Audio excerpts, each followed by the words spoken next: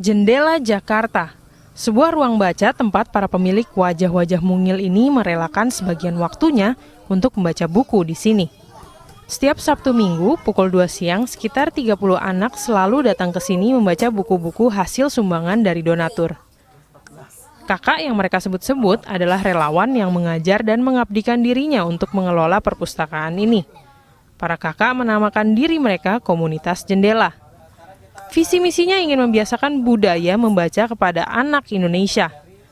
Sejak berdiri pada 11 Maret 2011, komunitas ini sudah mendirikan perpustakaan atau rumah jendela di beberapa kota di Indonesia. Jakarta salah satunya. Anis dan teman-temannya rutin datang ke Jendela Jakarta di Manggarai. Karena tak jauh dari lokasi rumahnya, ia tak pernah absen untuk datang setiap Sabtu dan Minggu. Kalau ada lesson ini kan pada banyak anak-anaknya belajar juga.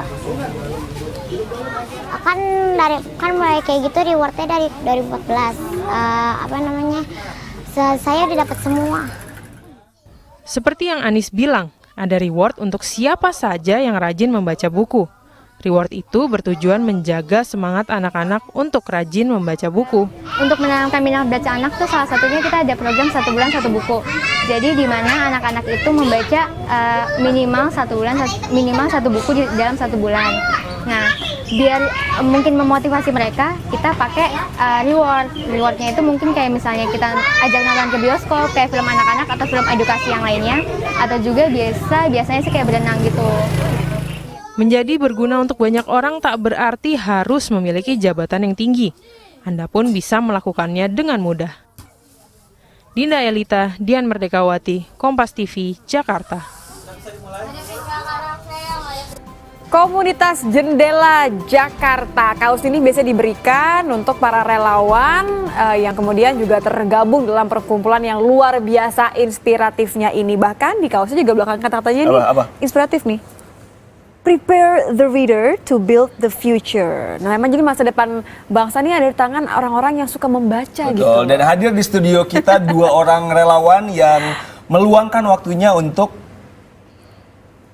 mengajar dan juga berbagi ilmu ya untuk anak-anak itu. Ada Isna dan juga Wilda. Terima kasih sudah hadir di sini. Iya, sama-sama. Jadi kalian itu berapa kali dalam seminggu atau setiap hari kah atau gimana pengaturan waktunya?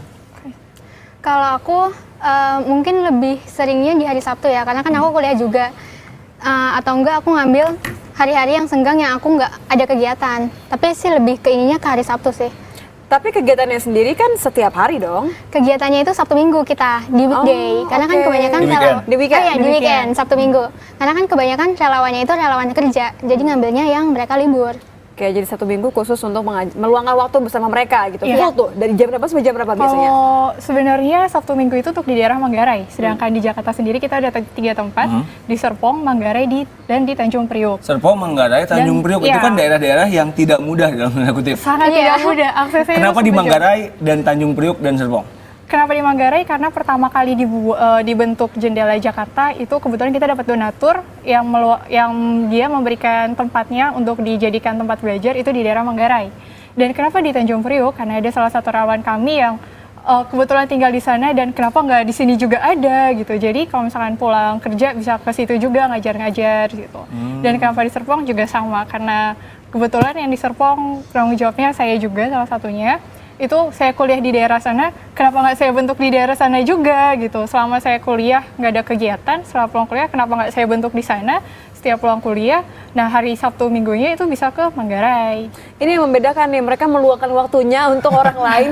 Jadi making time, making something. Iya, betul. Tadi kan Manggarai, kenapa saya bilang itu bukan daerah yang mudah? Karena kan kita tahu permukiman warga di sana juga begitu banyak. Feedbacknya dari warga gimana?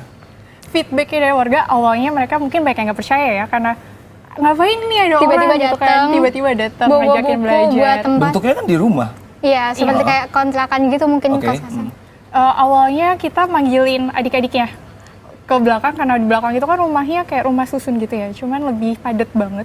Dan kita panggil-panggilin, yaudah belajar yuk gitu kan. Mereka yang nggak mau, ngapain manggilin sih gitu. Sebentar, ayo deh gitu. Iya, bener. Kita benar-benar dijemput bola-bola, ayo sini gitu kan.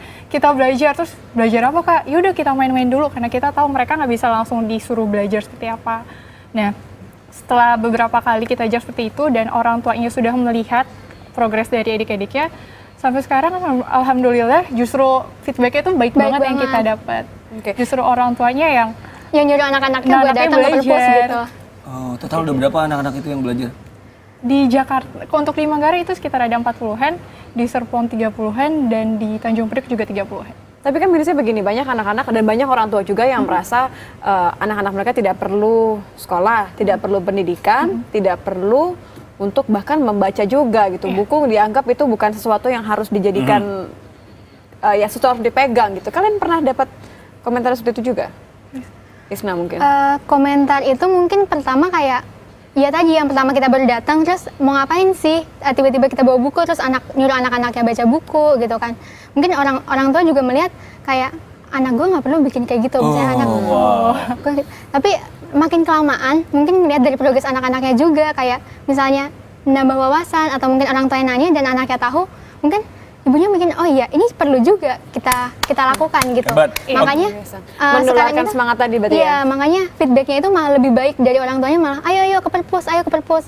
Bahkan kadang kalau kita di perpus ibunya sampai bilang Kak panggilin dong dia nggak mau kesini gitu. Oh, jadi Jadi dari tempat situ. bermain anak-anak juga Iya, ya. tempat tapi bermain dan permainnya- belajar. Bermainnya yang positif. Gimana caranya untuk orang-orang yang mau berbagi? Mungkin tidak semuanya punya waktu, tapi ada Betul. cara lain nggak untuk Atau berpartisipasi? pertanyaan lainnya adalah dari mana kalian mendapatkan buku dan juga uang untuk mendanai ini Oke. semua? Untuk buku dan uang kebetulan kita ada media sosialnya dan kita ada tim divisi medianya yang kalau setiap kita kegiatan itu pasti di-post di setiap media. Dipublish. Apa itunya? Untuk webnya di IG-nya apa sis? IG-nya komunitas jendela. Komunitas Oke. Jendela. Dan untuk Twitternya ini Jendela Jakarta. @jendela Jakarta Iya. gitu ya. Oke, Disitulah kawan-kawan bisa bergabung untuk menyumbangkan atau mendonasikan buku dan Iya. juga waktu dan tenaganya. Iya. Iya. Atau kalau mau datang langsung ke perpus kita di daerah Manggarai yang terdekat di dekat stasiun Manggarai.